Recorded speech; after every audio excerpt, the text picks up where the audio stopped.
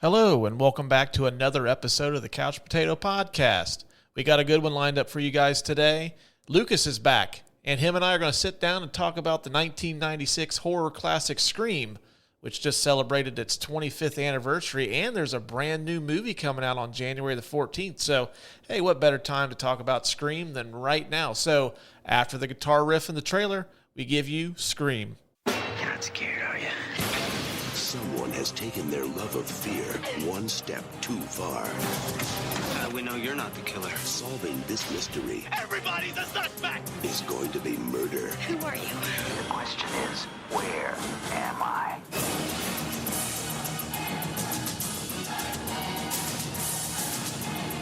We all go a little mad sometimes. Scream, the new thriller from Wes Craven, rated R.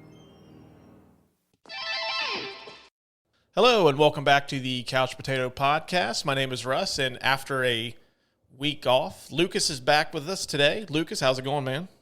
It's going good. Hopefully for a while I won't take too many more vacations, like the President of the United States with how many I've taken. Well, I know my co-host last week, Jack, after we got done recording, just takes his headphones off, and he looks at me and goes, "Hey, you tell Lucas that's how it's fucking done." And he just walks off, goes to bed. Doesn't say anything afterward. Did he take a microphone and twirl it like a gun and shove it into his waistband? No, dude, these things are pretty expensive. I actually take very, very good care of these, and I don't want them. Kind of treat them like those Fabergé eggs. Oh yeah, It's just like, hey man, handle these things with care. I don't want to spend another $90 on these. yeah. That's quite a bit in our lives. Well, it's not so much the money; it's just the fact that that's $90 that could have easily been prevented from being spent again on these. So That's true, and apparently I'm a cheap ass. yeah, that also is a fun fact that will not be in the notes for our episode today. And speaking of today's episode, we're going to do Scream from 1996, not the brand new one. We don't have that kind of stroke to go see the new one yet, but we're doing the 1996 one, which Very just nice. celebrated its 25-year anniversary back in December. Gosh, I think I was 9 years old when this came out, so I'm feeling kind of old now, even though it doesn't seem like this was 25 years ago. Yeah, to give you an idea of the age gap, I was a teenager. I think I was 16 when this came out, and I got to see this in the movie theater. When did you get to see this for the first time? I'm pretty sure I actually saw it in a theater as well. Really? Yeah. My parents didn't give a shit if a movie was rated R. Yeah, well, it sounds like it because I know I don't know if I've shown my son this movie, but I would kind of be a little leery about showing just simply off the opening sequence. Well, I mean, you're also a much more dedicated, better parent than my drug-induced parents were. I don't know what the word I was looking for there, but I fucked it up. Okay, well, I think we get the general gist of it. So you seen this in the movie theater as well? I did. Awesome. So did I. As a matter of fact, when this movie came out, I didn't really have a desire to go see it. I'm not a huge horror movie fan. I mean, I enjoy the slasher flicks, and there's an occasional one I really like, but I'm not a huge fan of there's not a lot of movies in the genre that oh fuck, I gotta go see that opening day. If I happen to catch them on TV, awesome. I've made quite a few awesome discoveries that way, but I don't go actively seek them out in the movie theater. And my buddy Jeff, who I've mentioned a time or two on this show, him and his girlfriend went and seen this movie, and the projector took a shit. So the theater gave everybody free passes to come see it again. Well, him and his girlfriend got into an argument. She decided not to go with him, so he calls me and says, "Hey, man, I got a free movie ticket. You want to go see Scream tonight?" And I'm never one to turn down anything free. As a matter of fact, my wife and I, one of our life credos is, fuck it if it's free. Or she actually says she'll never turn down free food. I'm kind of the same way. Yeah, well, I mean, why would you? Yeah, so I went and seen it in the movie theater, came away pleasantly surprised, became a huge fan of it. Even after that, when the new ones came out, I was usually there to see them opening weekend. So I'm sorry that you had to go see the sequels to this. they did how many? They've done the new one that's coming out this upcoming Friday. We're recording this on a Sunday night. The new one comes out this Friday. That'll be the 4th sequel to this. Yeah, I think didn't I read there was an MTV like made for TV one? They did I think they did a TV show. Okay. But yeah, I actually like 2. I thought 2 was pretty good. Not as good as the first one, obviously, but I like 2. 3 was kind of, I don't even remember 3 at all. So that pretty much tells you what I thought of that one. Yeah. And then 4, I know I seen it in the movie theater opening weekend, thought it fucking stunk. Oh, that's the one where they do a reboot, kind of like what they're doing with this new one, where they have a younger cast. I know Emma Roberts is in it. I know they brought back Neve Campbell and David Arquette and Courtney Cox. Yeah. And then I don't know if I've seen, when you said Scream 4, I don't think I've seen that one. No, you're not missing much. Oh, fair enough. I think it's on one of the streaming sites, but you know what? I'm not gonna waste my time with it. Fair enough. But yeah, I mean, the first one's awesome. So I mean, like, what appeals to you about the original Scream? I mean, what makes it so beloved 25 years later in your eyes? I think it really, the phone call at the beginning scared the ever-loving shit out of me because, I was way too young to watch this movie. Mm-hmm. But, just the thought of somebody terrorizing you outside your house. Mm-hmm. And actually, I have a fact about it coming up in our research corner.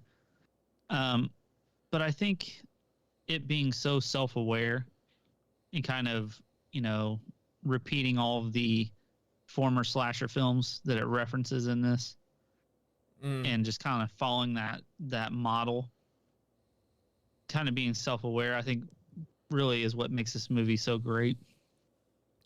Yeah, that's kind of what it is for me too. That just all the little it really shows how much like Kevin Williamson loved the slasher genre, because like there's a lot of references to like at least some of my favorite horror movies. Like obviously Kevin Williamson loves Halloween because there's so many references to Halloween in this movie. I mean, from Billy Loomis's name is Loomis, the Mackenzies are mentioned in this, and then of course the very famous party at Stu's house. They're watching the original Halloween, right? And plus, you catch, like, and they make the rules about the slasher flick, and it's kind of self-aware. And I mean, I just watched this last night. I mean, just because those movies have aged really well, I mean, they're still really good. I mean, gosh, Halloween came out, 78? Still works just as well today as it did when it first came out. Same with, like, Elm Street and the Jason stuff. And I think because those movies work so well and Scream pays homage to them, that's why Scream works so well too, Yeah, I agree. Yeah. Well, good. We're already off on the right foot, man. Fuck you, your opinion's stupid. That would make for a really awkward podcast, by the way. It would. Just us bitching at each other for 45 minutes. Mm-hmm.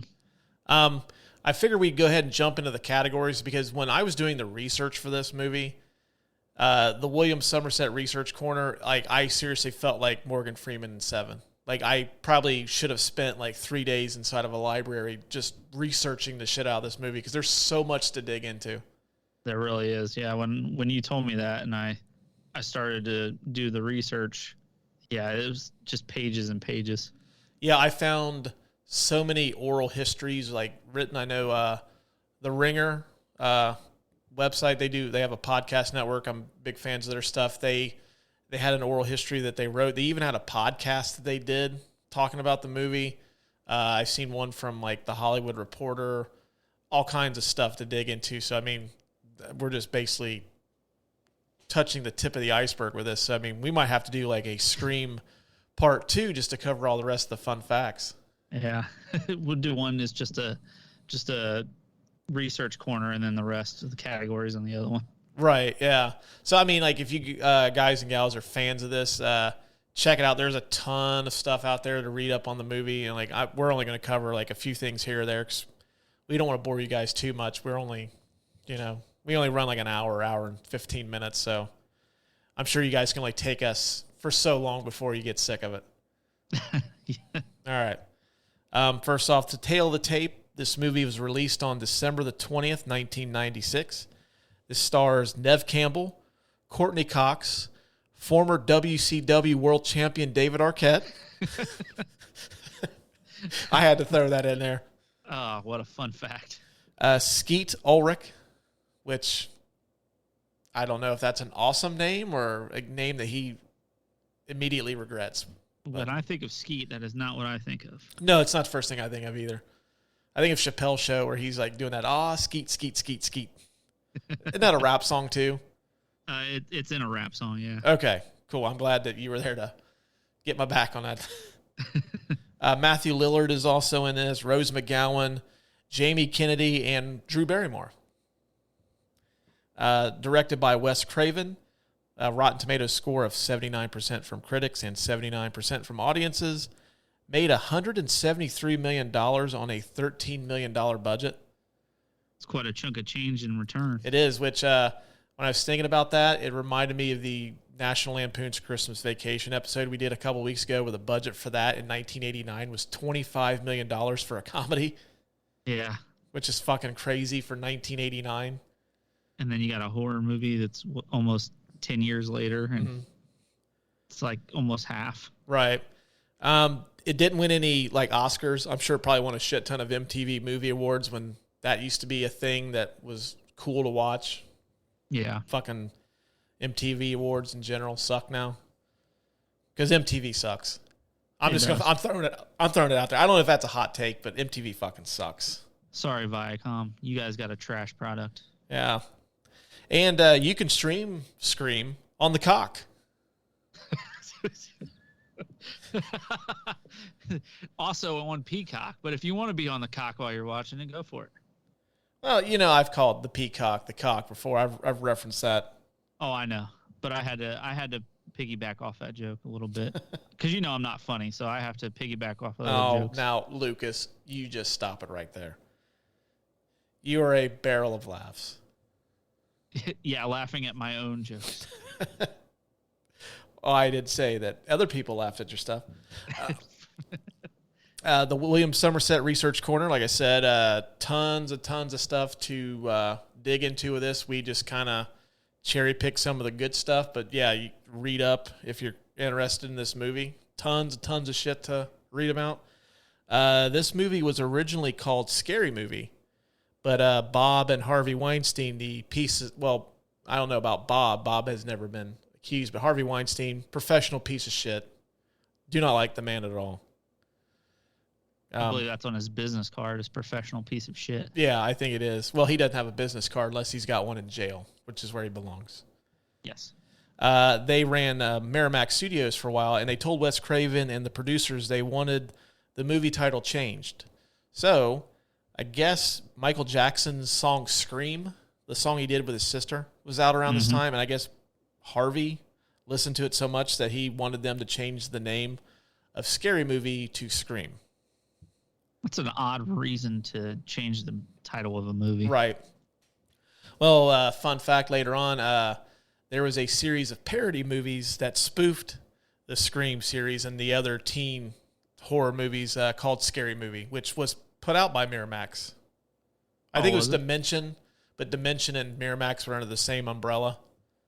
Yeah, I think actually this movie was released by Dimension as well. Oh, was it? Yeah, I get them confused all the time because they're pretty much like even the way that they come up seems to be kind of similar.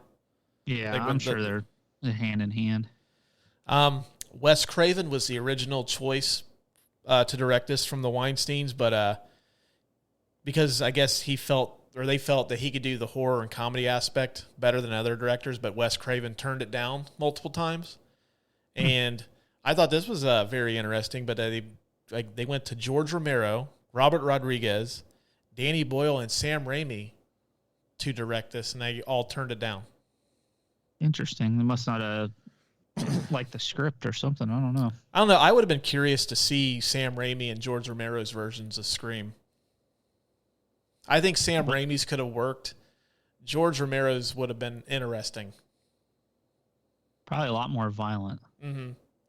Wes Craven eventually took the job after he found out Drew Barrymore had signed on. Must really have a thing for Drew Barrymore, I guess. Well, I mean, I guess it kind of made, like, okay, this is real. They've got, like, Drew Barrymore had become like an A-list star again around this time too. So I guess if she was involved in it, then yeah, it's like, okay, they're serious. Like, this must be pretty good. I'll go ahead and take it. Which is kind of crazy because they kill her pretty quick. That's actually my next fun fact I was getting into. Drew Barrymore was the original choice to play Sidney Prescott. But I was reading in an interview with the YouTube show Hot Ones. Isn't that the show where they eat the hot wings? Yeah, and actually, fun fact for you, I have almost all of those sauces in my refrigerator right now. I didn't even know that was a thing until... It is, and they're hot as fuck. Oh, are they? Some of them. All right, well, good to know. I'll have to text you later on because I don't do hot sauces that well. I can't eat anything where it's like it feels like my jaws are going to melt off. If your lips don't swell up, then you're not doing it right. Well, according to this interview, she says one of her biggest pet peeves in horror movies is when the lead keeps slugging along, but eventually ekes out and makes it at the end of the movie. So she suggested playing the Casey Becker role, which is the role of the girl from the beginning, and which actually it works out really well for this movie too. I think it does too, because when you see Drew Barrymore, you're like, oh, she's not going to die. Right, yeah, because they hadn't done that often. I talked about earlier, the references, and like you could tell Kevin Williamson loved horror movies. This is an obvious homage to Psycho, because Janet Leigh was a pretty big movie star at the time, and she gets killed off about halfway through Psycho. And you don't expect that either. Which, yeah. I mean, yeah, I didn't expect it. That whole movie's fucked up. In a good way. It's a good movie, but it's fucked up. Yeah. But yeah, which is funny, like in today's society, you couldn't get away with something like that where you kill off the biggest star without it getting spoiled. Yeah, because everybody would immediately tweet out about it or put the video on TikTok of it happening and all that stuff. I was also reading that apparently Wes Craven, to get Drew Barrymore into, like, just get her to start crying, he used to tell her stories of animal abuse, because Drew Barrymore is a huge animal rights activist, and it would get her extremely upset. And then when she starts crying, he says, roll camera, and then like they start filming her. Well, I guess whatever works, but man, that's fucked up. I guess she also filmed her scenes, and like it only took her 5 days to film all of her stuff. I mean, I imagine she's probably a good actress. I like Drew Barrymore. I do too. She's a little on the different side, but she is quirky. She is. That's a good word for it. Henry Winkler, who plays Principal Hembry, asked not to be billed in the credits as to not take attention away from his younger, up-and-coming co-stars, which I found to be very weird because at a time, Henry Winkler was probably one of the biggest stars in the world when he was on Happy Days, because the Fonz is an iconic pop culture. He's an icon from the 70s. Right. But let's be real, like, Henry Winkler wasn't exactly lighting the world on fire in 96. I just find that so hilarious that he didn't want to take any of the shine from his co-stars. Like, I mean, fuck, Neve Campbell was in a pretty popular TV show. I think she was on Party of Five at this time. I think so, yeah. And then not Jennifer Anderson, but Courtney Cox was on Friends, which I don't think had quite blown up to the level that it eventually gets to, but I think it's still a pretty popular show. Like, in my demographic, like, I only know of Henry Winkler because my grandparents used to watch Happy Days reruns. So I knew that was the Fonz, but I'd say 90% of the audience that was seeing Scream had no idea who he fucking was.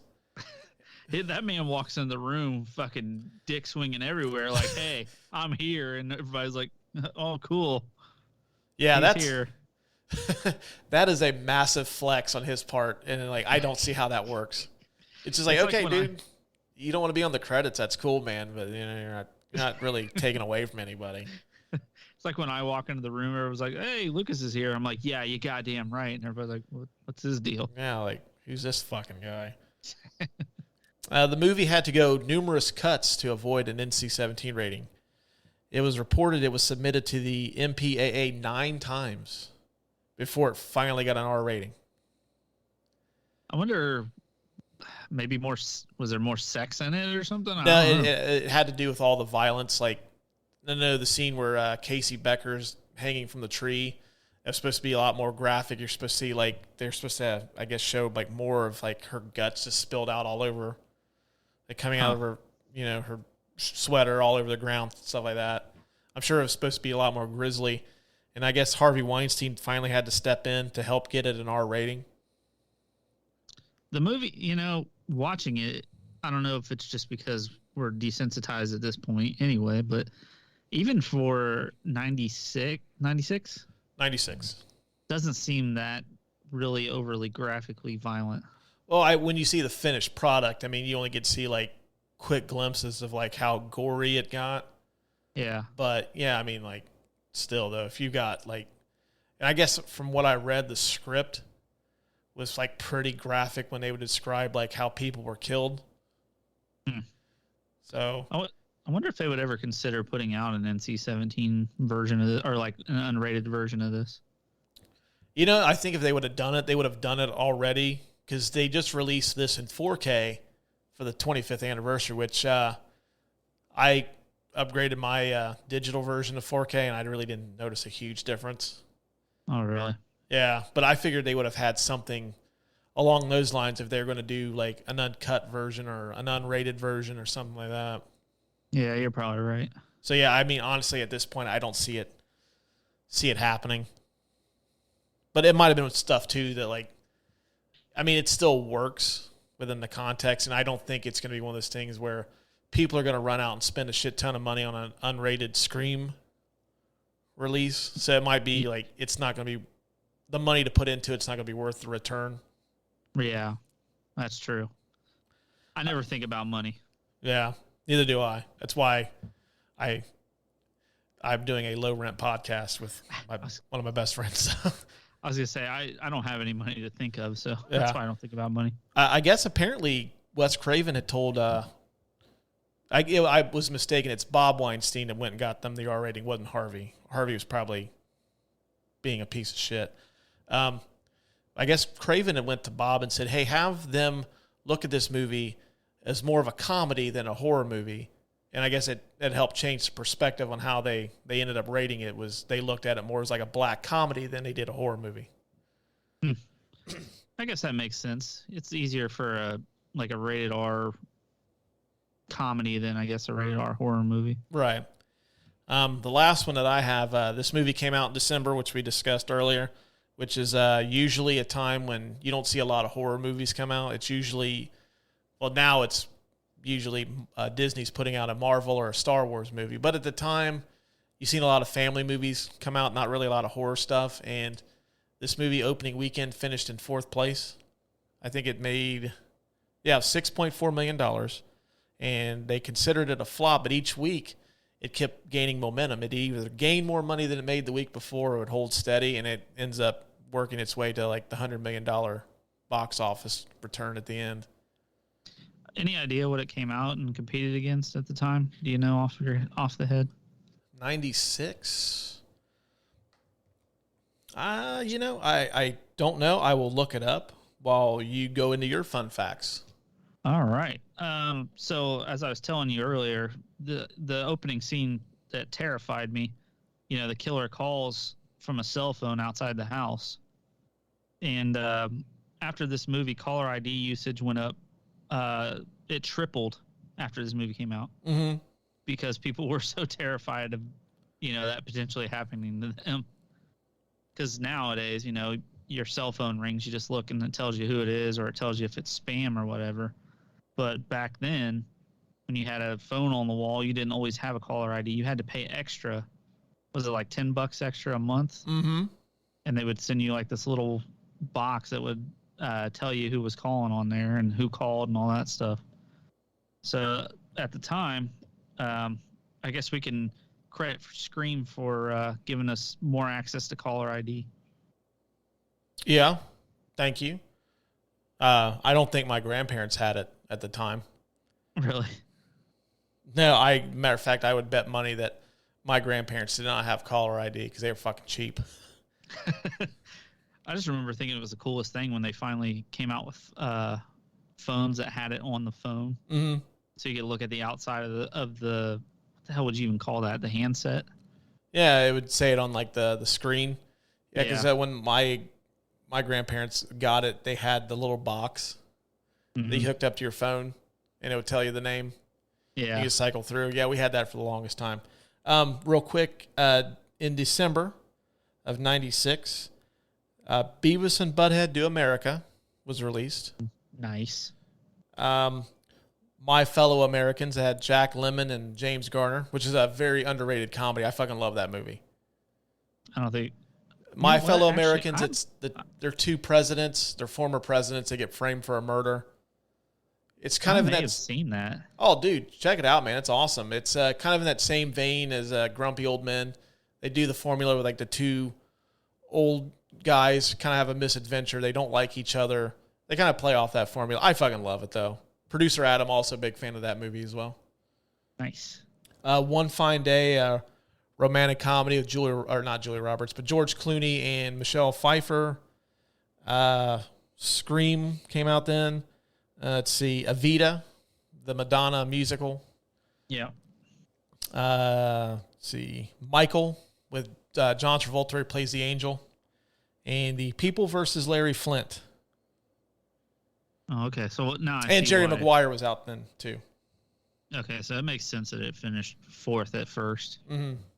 Some big time movies came out around that time. Right. Honestly, though, the only two that I really like are, well, besides My Fellow Americans, I do love Beavis and Butthead Do America, and Scream, of course, because I'm doing a fucking podcast episode about it. So I obviously like it a little bit. Please, just a skosh. Just touch. All right, go ahead. I didn't mean to interrupt you. No, I appreciate that because I asked you. I was wondering what came around at that time.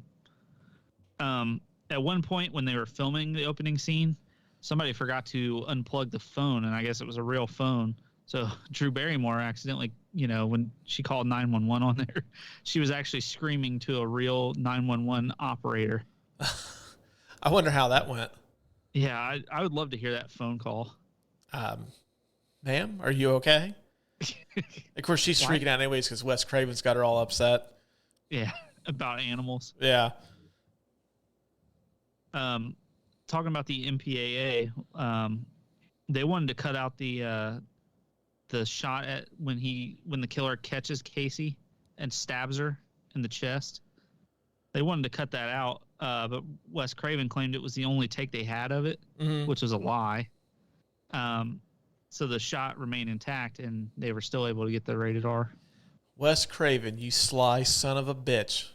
By the way, his director name is the coolest thing ever. I wonder if that's his real name. Craven. I think it is. That's fucking sweet. Well, keep going. I'll look it up.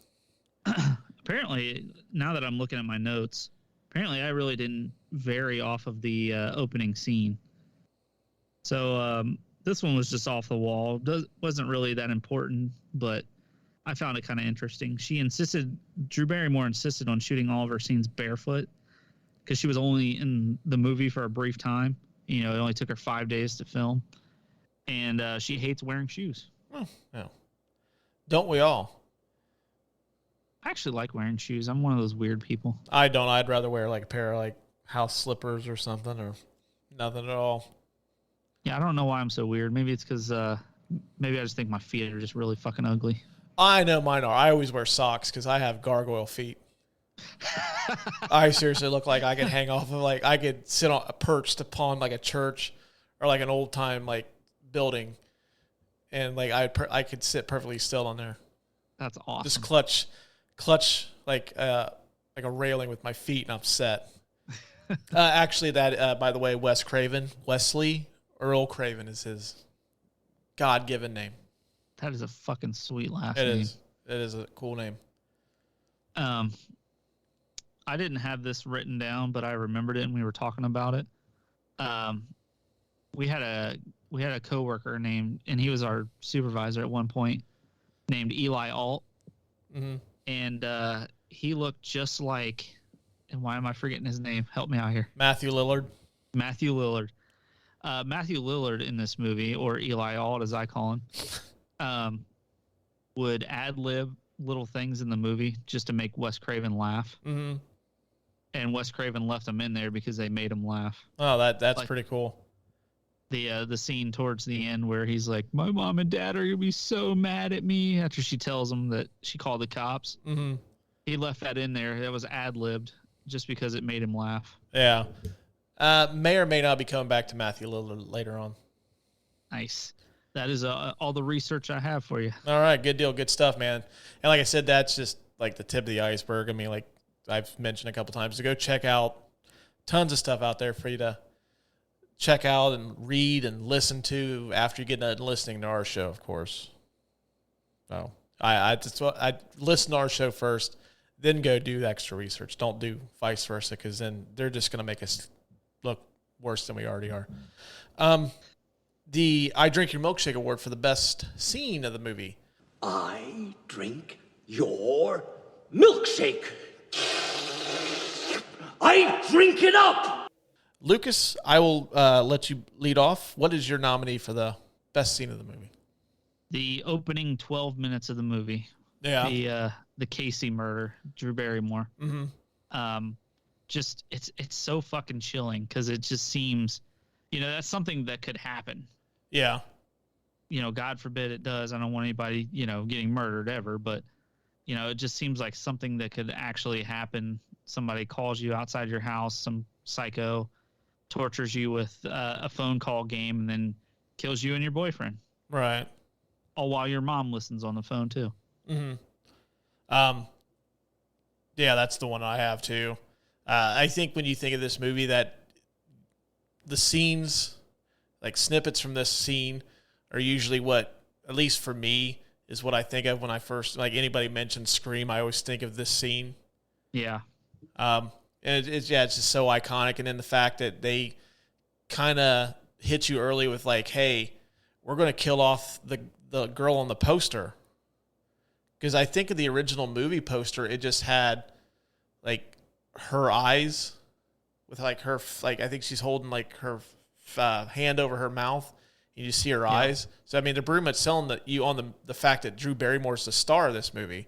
And at the time, like we said, you don't really expect them to kill off the lead. And the fact that they kill off Drew Barrymore in the first, like, 20 minutes of the movie pretty much tells you, like, hey, no one is safe in this. Yeah, it's crazy. It's insane. Mm-hmm.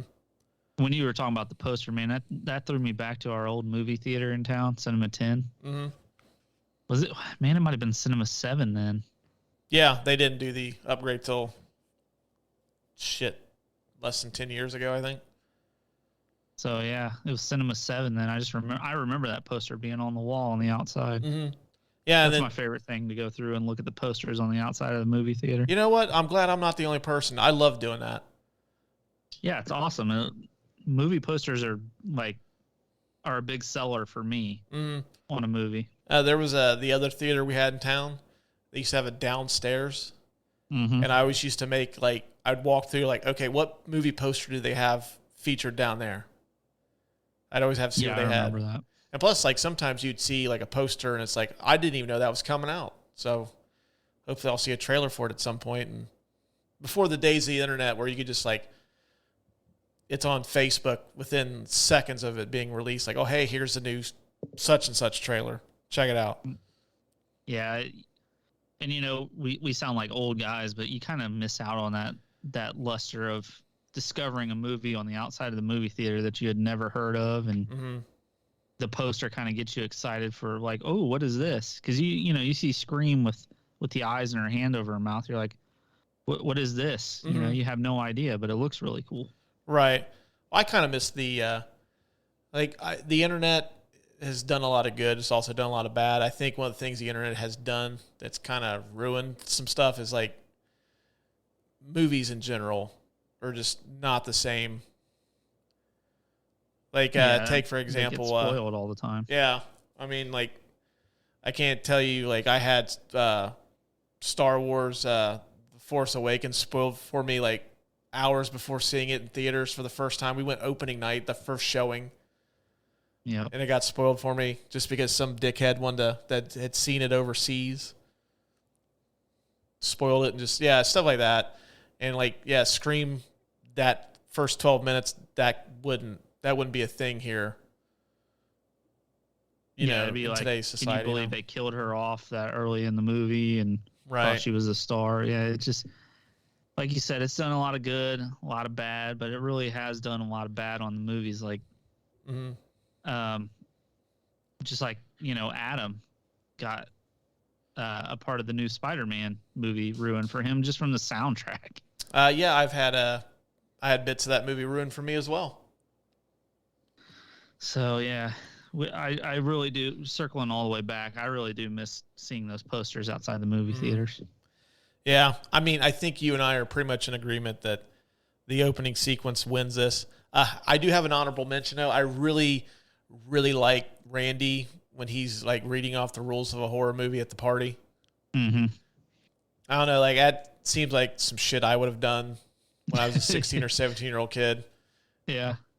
Yeah, I just love that. Actually, the whole party scene, like, because it's a very long scene, but that actually would probably get an honorable mention as well, because that, like, the last 40 minutes of this movie are fucking fantastic too. Some of it, our next category, I might argue just a little bit with you. Yeah, well, I'm ready to fight back on that. So we're giving it to the opening scene. Yeah. Yeah, I mean I think that's probably one of the easiest ones we've ever done. It definitely is, because it's that opening scene is just horror movie classic. Yeah, like the other thing I really like about it too is it seems like the tension slowly builds every time he calls her back. Like he's kind of playfully flirting with her at first, and it's just like, just some random dude. He gets a girl on the phone. He's gonna flirt with her to see where this leads, and then like he kind of gets a little more aggressive.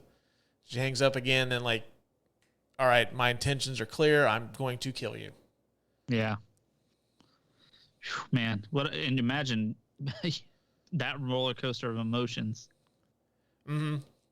Also with this movie too, I had completely forgot that in the original Friday the 13th that it was his mom that was the killer, not Jason Voorhees. Because when I seen it and he says who's the killer in Friday the 13th, like first thing popped in my head was Jason. Right. I was like, it's fucking Jason, and he says she was wrong, and I'm like, the fuck's going on here? And then like after he says it was his mom, I'm like, son of a bitch is right. He is. Yep. He wouldn't have let her live even if she got it right, but Yeah. Yeah. That's not a game show I want to be a part of. No. All right. Actually, I think you would do really well. You would remember all that shit, and I would not. Well, it would still be one of those things where it'd be pointless. I mean, if the guy's going to fucking kill me whether I get it right or wrong, or I just don't want to be part of that game show. That's fair. Hey, it's like I signed up to be on Jeopardy, not on this fucking show, all right? I took a wrong turn somewhere. Yeah, they told me to hang a left, and I'm on this set now. Like, it's dark.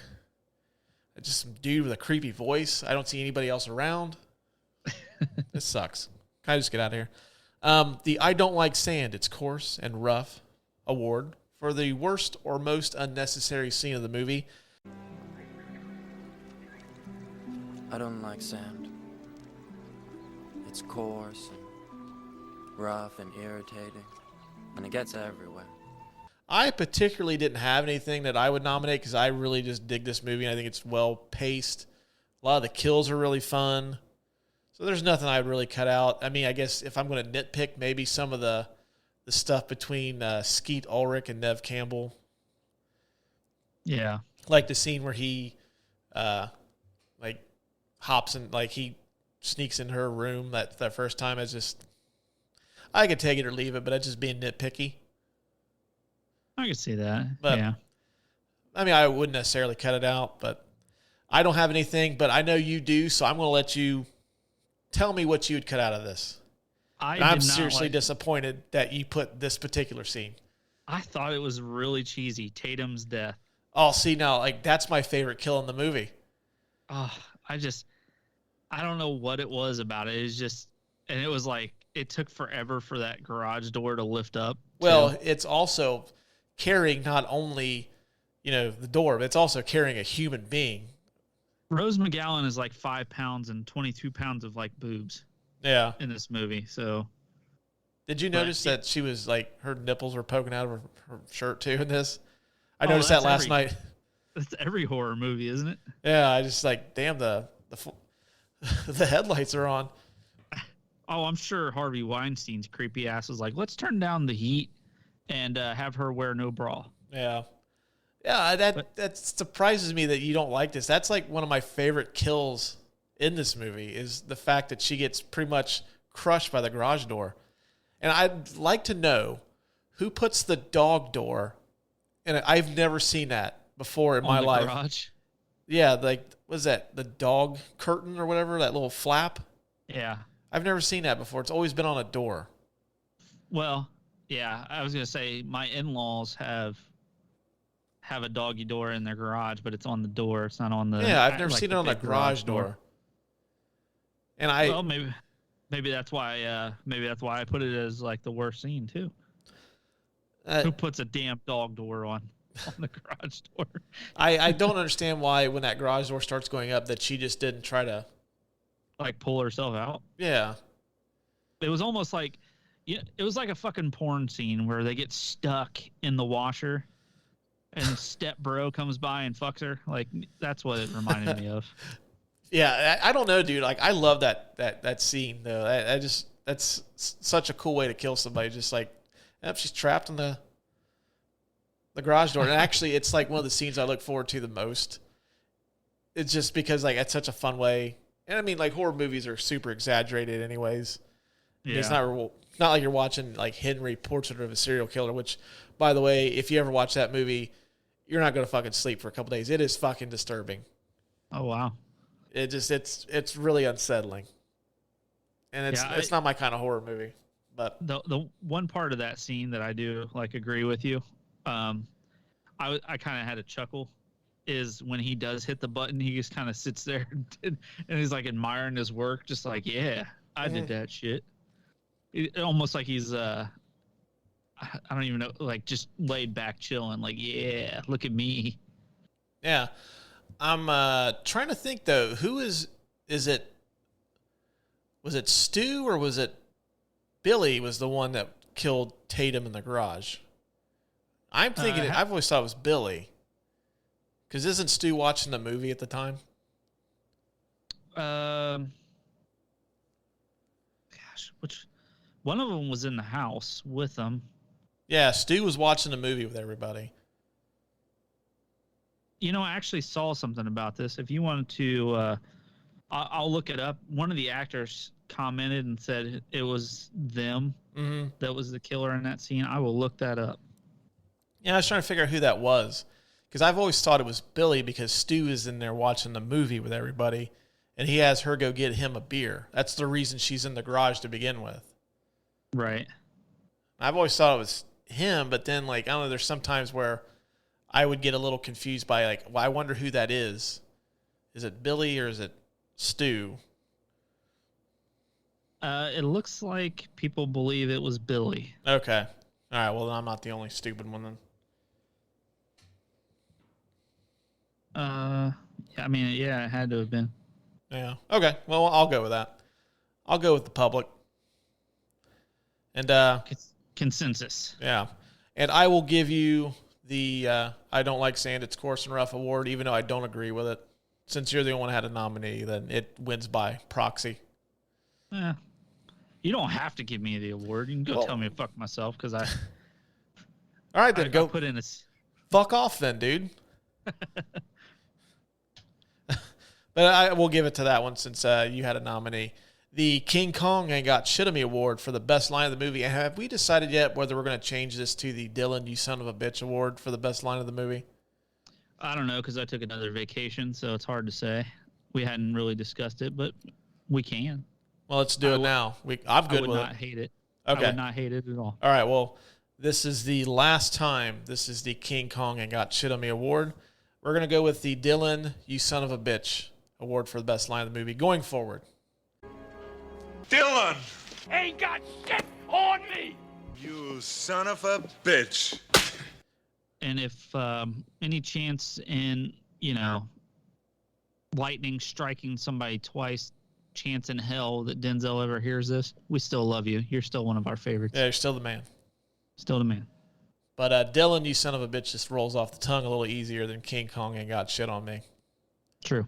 All right, so for the last King Kong award winner, who is your nominee? So it's at the beginning, the opening scene. Killer asks, "Do you like scary movies?" Mm-hmm.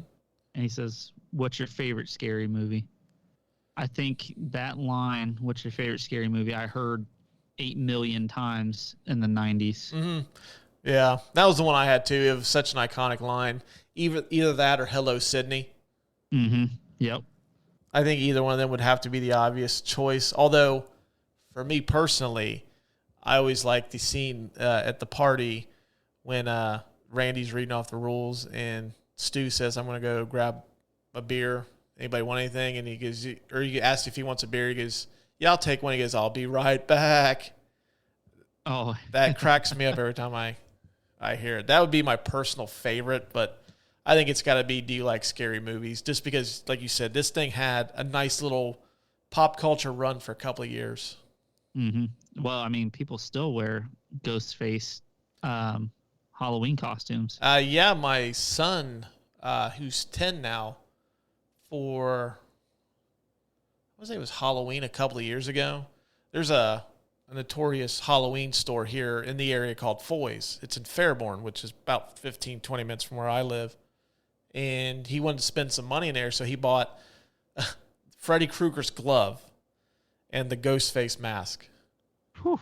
Boy, that's a mashup that you wouldn't want to encounter. No, I was so proud of him. Yeah, that's pretty cool. Yeah, because when we got in the car, he couldn't wait to open that stuff up and put it on. So, yeah, I think the Ghostface, which still lives on today, still very popular. I see that costume at least once or twice every Halloween. Dude, I tell you what, so like I said, I was 9 when this came out. Man, so when I would have been 10 the next Halloween, Mm-hmm. I'm pretty sure that everybody had that costume. Mm-hmm. I mean, fucking everybody. I guess they found that too while they were scouting locations. They found it at somebody's house. Yeah, and I had the original name of it written down, and I deleted it for some reason. And but it had an original name. It's actually not even Ghostface in the movie. Mm-hmm. It was something else. Like you can see the tag for it or something somewhere in this movie. Mm-hmm. And I don't remember the name of it either. Yeah, they had I think it's called. Are you talking about what they had like on the actual, like when they found the costume when they were like, Mm-hmm. Okay. Yeah, I'm trying to think of what that was called. Yeah, I don't remember either. Oh well. But you know what? That's one of those things that you can look up after you listen to our episode. Like, hey, Lucas and Russ, they gave us a pretty cool little thing to research. What was the name of that? We're going to tell them, and then we're going to write them an email, and we're going to tell them like how much better we are at research than they are. I'd be okay with that. Yeah. And then maybe they'll ask me to start doing the research for them, which, hey, I'm totally cool with. That's less for me to do. But yeah, I think it's got to be, do you like scary movies? Like you said, though, man. It just like that thing had a nice little run for a while. I think maybe I'll bring it back at some point. Probably in the next movie, you think? They might. Maybe I'll mess with my kid and call him one day and just ask him that because he loves this movie. Does Star 67 still work? It does. It does actually. Sweet. So yeah, maybe we'll try to bring it back. There you go. All right.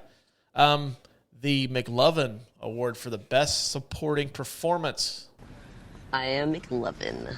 I'm curious to find out who you have. So Lucas, I'll let you lead off. Who is your McLovin Award winner? Mine's going to be a little different than what I usually do. Mm-hmm. Mine is actually Roger Jackson, who is the voice on the phone. Yeah. So he's not even really a character in this movie at all, besides being just the voice of Ghostface. Mm-hmm. And his voice was the catalyst for how scary this movie really was, and the opening scene. And every time you heard that, kind of gave you chills because you're like, man, that's kind of an evil sounding voice. Even you know, even when he's flirting with Drew Barrymore, it's like, ugh. Hello, Sydney. Yeah. So that is my nominee. Well, did you know that was actually supposed to be a placeholder? Like they were going to do like another voice, and just they used his voice just to like make sure that the actors had something like to play off of. And I guess apparently his voice was so awesome that they just kept it. No, I didn't know that. That's awesome though. Yeah. Yeah, I was listening to a podcast about this movie over the weekend just to kind of give myself some extra research. And yeah, they said something about, they just thought his voice was so awesome that they just kept it. And I guess I'm glad they did. And I guess Drew Barrymore and Nev Campbell never met that guy. Really? Yeah. Oh yeah. I read that they never met him because they wanted like their reactions to be more authentic. Mm-hmm. Yeah, because imagine if he looks like fucking Santa Claus. It's like, fuck, man, Santa Claus is like just flown off the deep end, and now he's a fucking murderer. Ho, ho, ho, what's your favorite scary movie? Oh, ho, ho, ho. Merry Christmas, you're gonna fucking die. I think that's Krampus. Yeah, that could be. Another horror movie, which is actually very underrated. Super cool movie from a couple years ago. I enjoyed it. It is. It's good. Yeah, that's actually a really good one. I thought about using him. I also thought of Courtney Cox for my nominee because she's playing against type in this. Yeah. Because she actually said she wanted the role because she wanted to play a bitch, essentially. Yeah, I saw that. I thought she was really good. But my nominee is Matthew Lillard as Stu. Like, he's just a little unhinged. And, like, when I first seen this movie, like, I thought for a brief minute, like, maybe this is the killer. But then, like, you see how charming he is. And it's like, yeah, he can't be. And then, like, the last 40 minutes of it, he is just fucking throwing 100 miles an hour. And after, like, basically him and Billy reveal themselves to be, like, the killers. And they're, like, stabbing each other. And he goes, I'm feeling a little woozy here. And like you said, like, he was ad-libbing a bunch of stuff. And he's the character that you think of, like, the most. And I think he was so good in this that when he's in anything, even if it's something I don't want to waste my time with, I'll at least maybe consider watching it because, like, he's in it. Like, oh, maybe he's throwing another, like, screen performance at us. Because he is. Go ahead. I've only seen it once, and it was a long, long time ago. But isn't he in 13 Ghosts kind of doing the same shtick to an extent? He's in the movie. I'm trying to think of his performance in that. Been so long since I've seen it too. Which I know it's weird now because my wife watched that show on NBC called Good Girls about the housewives that ended up becoming like bank robbers and ended up working for like a drug dealer and stuff. Well, not a drug dealer, but like a gangster. And he's the husband in that, and he's like completely different than how he was in Scream. Is he like more? I've never seen it, but is he like more sensitive and more sensible? Like, he's very, very toned down in that. Okay. He's kind of like a piece of shit husband who kind of cheats on his wife and kind of more career driven than family driven at the time. And yeah, I just hadn't seen him in anything in a while, and he pops up on that. Well, what a real asshole cheating on his wife and shit. Yeah. But yeah, like, he's like the performer that, like, okay, like, I identify the most with this movie. Him and Nev Campbell, who I guess were dating at the time. Really? Yeah. Because Matthew Lillard, I guess, was apparently up for the role of Billy, but they didn't want the two of them, like, since they were an item at the time, they didn't want them, like, making out and stuff on set, so they gave it to Skeet Ulrich, and then Stu is played by Matthew Lillard after that. Which turned out it turned out to be for the better. Yeah.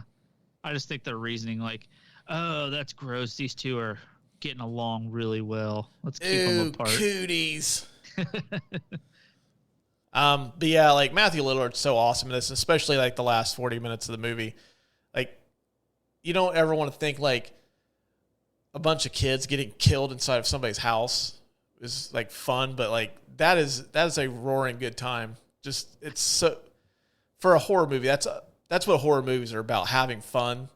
Yeah, and like that's just a blast watching him. Like Skeet Ulrich, I could take him or leave him really, but yeah, Stu was awesome, so he's my nominee.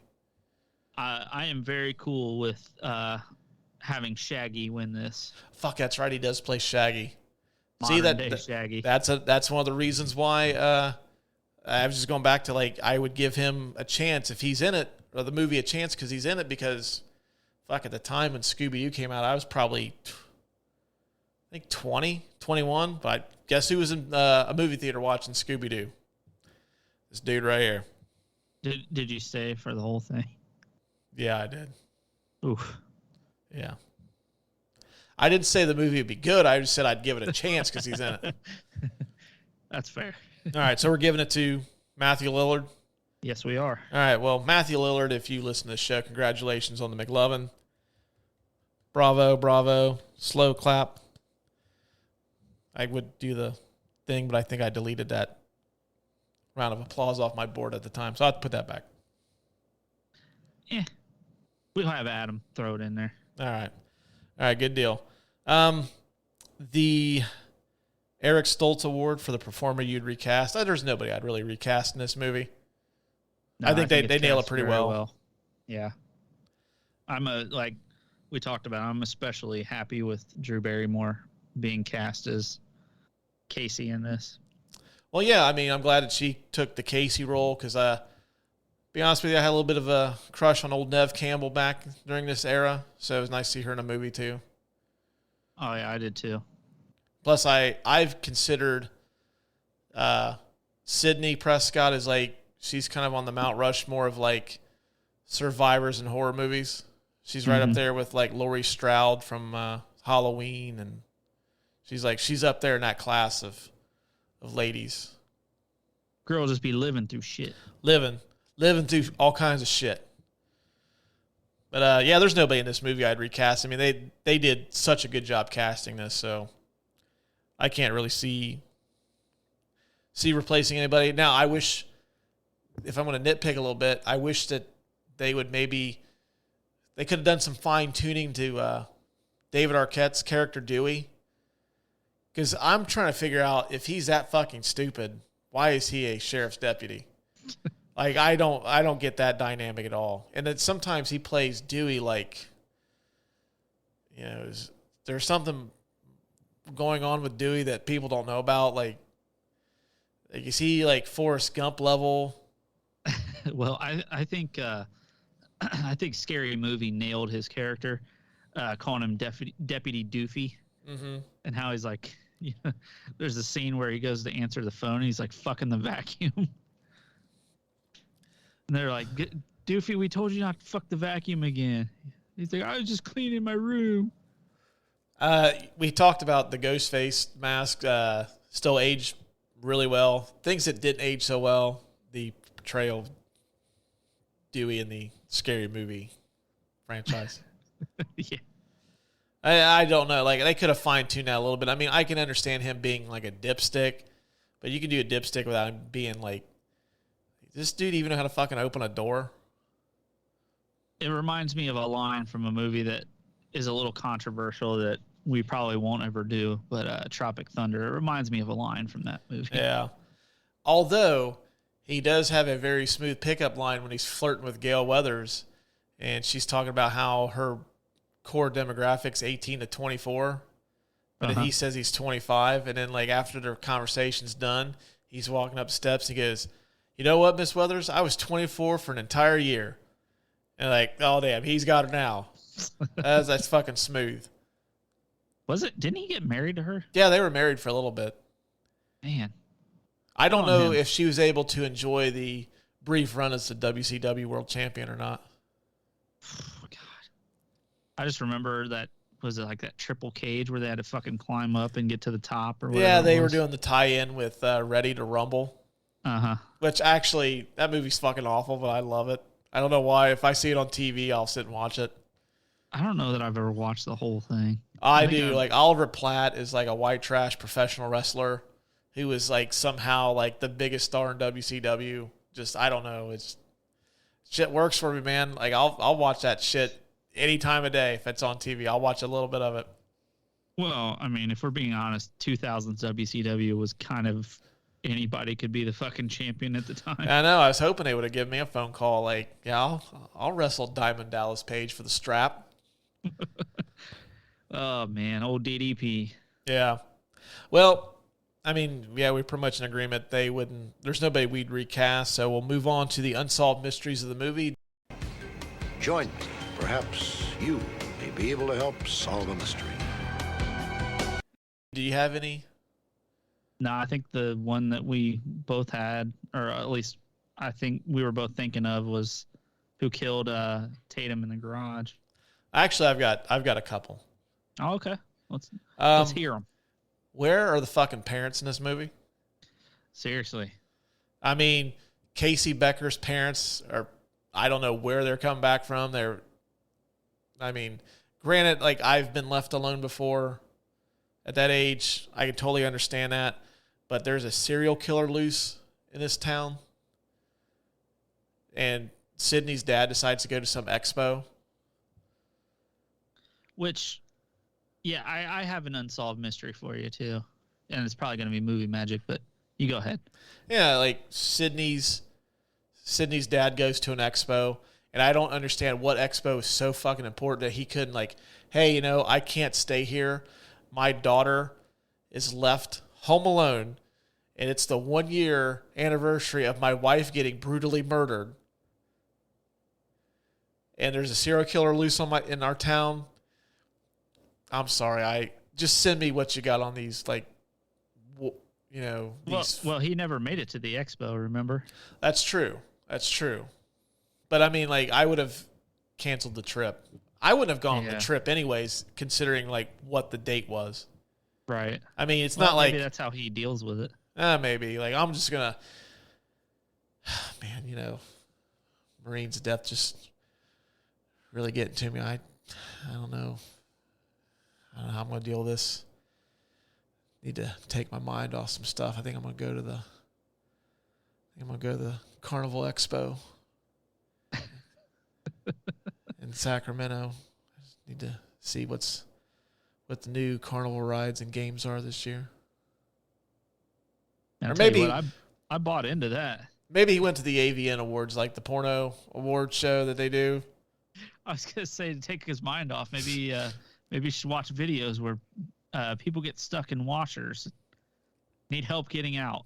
Somehow they automatically come out as soon as they get cummed on. Maybe that's not his thing. Maybe he's into other stuff. I don't know. I've never really done a deep dive into what Sydney's dad is into. I don't even. I barely. Honestly, I forgot. I've seen this movie numerous times. I completely forgot that they locked him in that closet. Yeah, it's just he's kind of a throwaway character. And was he locked in that closet the entire time? Like this shit's going on, or was it just something like he was in another? They had him in another spot, and then.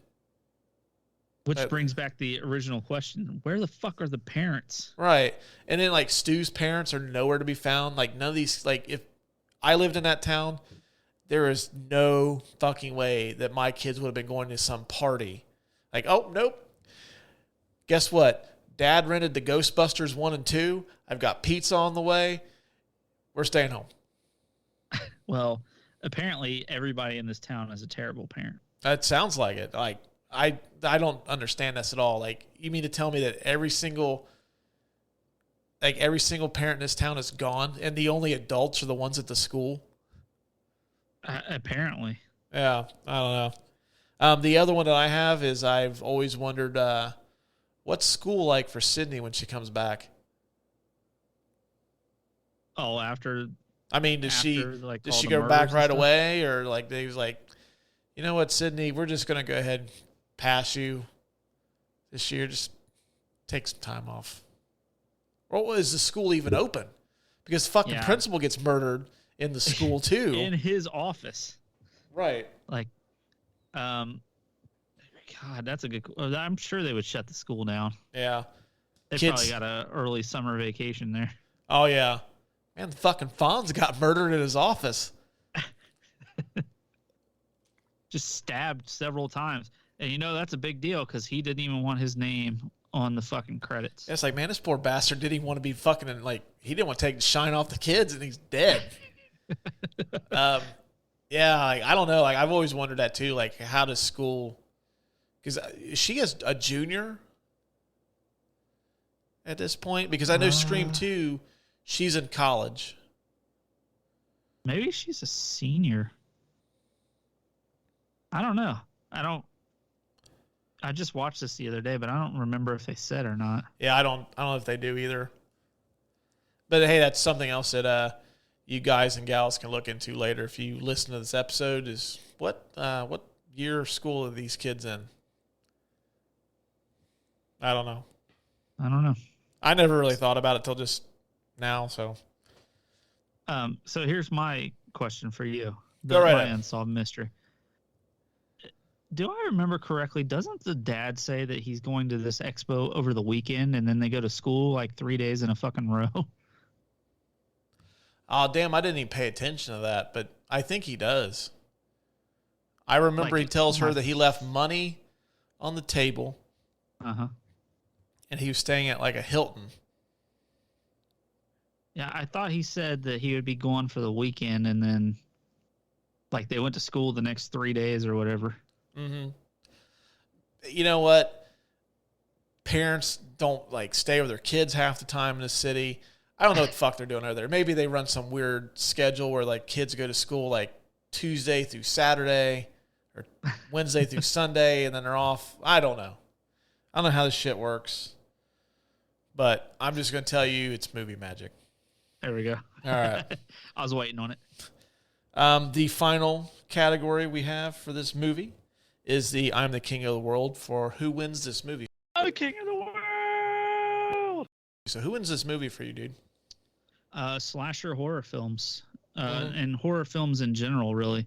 Because they weren't dead, per se. I mean, they were still coming out, but they weren't huge anymore, you know? In the 80s, slasher films were everything.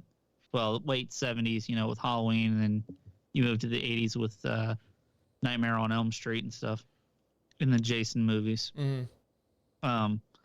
But this really, for better or worse, greenlit a ton of teenage horror comedy, horrors, all that stuff from the 90s basically until really the pandemic kind of killed any chance of us having kind of smaller horror movies per se. Mm-hmm. Because they're not going to spend a whole ton of money on horror movies anymore. Well, actually, horror movies were actually fairly profitable, when movie theaters were shut down. Were they? Mm-hmm. I mean, granted, there wasn't a lot coming out at the time, but yeah, I mean, they're so cheap to make that studios weren't really losing anything. I will take your thought one step further. I was thinking of this when you sent me your notes earlier. Uh-huh. That I think not only did Scream kind of kick off the teen horror movie, mm-hmm. It seemed to be it jump started the teen movie renaissance that we had in the late 90s too. Because if you noticed that there wasn't a lot of teen movies that were coming out, then all of a sudden you had I Know What You Did Last Summer, which is a horror movie, but then you also had stuff like She's All That, 10 Things I Hate About You, all these teen comedies and teen movies coming out too. So I kind of think it kickstarted that movement as well. Yeah, that's a good point. Because, I mean, when's the last time you've seen a teen movie? It takes place where kids are in school. It takes place in a high school setting. You don't see that in the movies anymore. It seems to be more like TV show. Yeah, we almost need to have another renaissance of teenage, and even the new Scream. Even though they have one of the young, that younger actress in it, they still have all the older. So it's not even a teenage slasher flick anymore. Mm-hmm. With the newer one. Yeah, So, I was looking at that. That's a good point. Yeah, I mean, I don't know why that triggered me to look into that, but I was like, man, remember like this onslaught of teen movies coming out too. American Pie. Yeah, American series. Pie. They did Can't Hardly Wait. All that shit came out around that time too. Yeah, that's a good point. So that is who wins the movie for me. That is a good one. I was thinking about that as well. It seemed like it reinvigorated the horror genre because essentially horror movies were kind of relegated to like Friday the 13th Part 7, Nightmare on Elm Street 6, Halloween, 5. It's like these really shitty sequels or just really not much of anything. And then like Scream comes out and it just kickstarts this whole horror movie renaissance. But for me, I think Wes Craven wins this. Okay. And I gave it to him because, for one thing, it seems like I've always considered the 3 biggest eras of horror movies to be like the 70s when you got like the ultra gritty, realistic style of horror movies like, like The Hills Have Eyes, which Wes Craven did. Then you get like Texas Chainsaw Massacre, that whole collection of movies. And you had the slasher stuff from the 80s, which Wes Craven was a part of with Nightmare on Elm Street. And then he caps it off with Scream, which kickstarts this whole new, where movies become more self-aware. And then, of course, we were just talking, kickstarted the horror movie renaissance that kind of went on for a few years. But I think with Scream, it kind of put Wes Craven, like, he's firmly in the horror movie Mount Rushmore now. I think, like, it's him, Carpenter, I'd say Tobe Hooper, who did the Texas Chainsaw Massacre. He did Poltergeist as well. Just those 2 movies alone. And I don't know who I'd put as the 4th. I'd have to sit and really think about it. But, I mean, Wes Craven definitely belongs on that. Yeah, I agree with that. Plus, he was able to use this. I know I had read that he had done, like, he had been wanting to make, like, a non-horror movie for a long time. And, like, he was able to parlay this. And like, he said, okay, I'll do Scream 2. I'll do Scream 3, but I want to do this movie. And he did, what was the name of it? Meryl Streep is a music teacher. It's kind of like the female version of Mr. Holland's Opus without all the creepy teacher attracted to the student stuff. Music of the Heart? That's it. Yeah. And then Meryl Streep got an Oscar nomination for that. I'd never seen it, and that wasn't really my wheelhouse, but the fact that he was able to parlay the Scream stuff into that, I mean, that's pretty cool. And was you getting ready to say something? Yeah, I think he really needed this movie too, because he just come off of Vampire in Brooklyn. Oh, that's right. He did do that one, didn't he? Yeah, which was not very. I mean, it's not horrible. That's the Eddie Murphy vampire comedy. Yeah. Yeah. I don't like it's that not one. very good. So I think he really needed this. I think it really rejuvenated him too. Right. Well, and two, like, horror directors really, they don't have, it's like they seem to have a shorter shelf life. Yeah. I mean, like, Carpenter was able to branch out and do, like, sci-fi stuff too.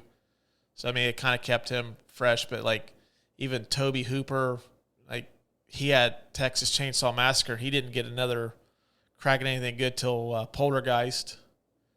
But, I mean, like, that's a really good movie. Mm-hmm. Yeah. Movie poster kind of creeps me out a little bit. We were talking about those earlier. Just Carol Ann in front of the TV. But, yeah, I mean, like, the fact that he was able to, he was stuck doing, like, Vampire in Brooklyn. He did come back and do Wes Craven's New Nightmare, which is a kind of an original take on Freddy Krueger, which is an awesome movie. It's my favorite of the Nightmare on Elm Street movies. Which I haven't seen that. I've seen it, but it's been forever. And I guess it was kind of along the same vein as Scream, kind of self-aware. Mm-hmm. Yeah, it basically, it brought Freddy Krueger into the real world, which is like, it's almost like he kind of took, like, the New Nightmare experience, and, like, it's almost like Kevin Williamson was kind of inspired by that a little bit. So it kind of makes you wonder if, like, Wes Craven had anything to do with kind of giving, like, the self-awareness of Scream a little bit. Right. But yeah, I would say I would give it to him. Like you said, yeah, that's a good point too. He was able to kind of parlay this and extend his career. And he was able to make a movie outside of the normal stuff that he'd been accustomed to doing too. So for him, I think he wins it. So who we want to give it to? Do we want to give it to? I'm Well, gonna give it. they kind of go hand in hand, really, because of him. You know, the horror genre was revitalized, and the teen movies were a big deal. Which some of those teen movies, a lot of that stuff, that was about the age when I was getting close to high school. So a lot of that stuff is like my high school years watching too. So Oh yeah, there's a lot of the good teen movie stuff. Like I really like 10 Things I Hate About You. I thought that was a really good one. it's a good movie. I've told you time and time again, I will ride or die for Can't Hardly Wait. I fucking love that movie. Mm-hmm. But yeah, I mean that's a good point too. I mean they kind of go hand in hand. We'll just call it a tie. Yeah. Well, or I mean, mine is kind of like a subcategory of yours, so it's really Wes Craven that wins. Okay, we'll give it to Wes Craven since it's mine then. It's mine. I win. It's mine, all mine. And plus you were off last week too, so. That's true. All right. Well, hey, good stuff, man. I'm glad to have you back. I'm excited to be back. Um, Looking forward to not missing again for hopefully a while. yeah, at least a couple weeks. And something else will come up. I'm sure. Is there anything else you want to add before we wrap this up? Well, we did find out earlier that Bob Saget passed away, which is very sad. It's America's dad. Growing up in the 90s. Well, that show started in the late 80s, but, growing up in the 90s, I think everybody watched Full House. Mm-hmm. Everybody recognized him from that and America's Funniest Home Videos. It's very sad. Betty White passing away sucks, too. Yeah, it's the new year. Well, actually, the end of last year into this year, between John Madden, Betty White, now Bob Saget, hasn't been the greatest year, but it's still way early. A lot of good things could come up, so I'm trying to keep an upbeat attitude. Yeah, I'm not trying to bring it down. I just But you did. I appreciate their work. Yeah, and I'm glad that we got to witness their work. that's true. Very true. Is there anything you want to add to Scream, or you want to say something else, bring the rest of the audience down today? Well, I'm My excited. My parakeet's got cancer of the wing. I'm excited to check out the new one. I'm really hoping it's good. Yeah, I hope so too. I've heard a lot of early buzz. It's actually pretty good. My son actually wants to see it too, which I don't know. Like, do I want to take my 10-year-old son, to a horror movie? But he's watched some stuff that he probably shouldn't at age 10, but I'm sure he can handle it. yeah, I'm sure he'll be all right. So, yeah, I'm hoping the new Scream is good as well. Hopefully, get to check that out this weekend. So, well, Lucas, like I said, it's awesome having you back, man, and we will talk at you guys later. And that's going to wrap up this week's episode. Thank you so much once again for tuning in and listening to us. If you like what you hear, please give us a 5-star review on Apple or Spotify. Be sure to subscribe so you don't miss out on future episodes, which includes next Tuesday. Lucas and I are finally going to do Edge of Tomorrow, which stars Tom Cruise and Emily Blunt.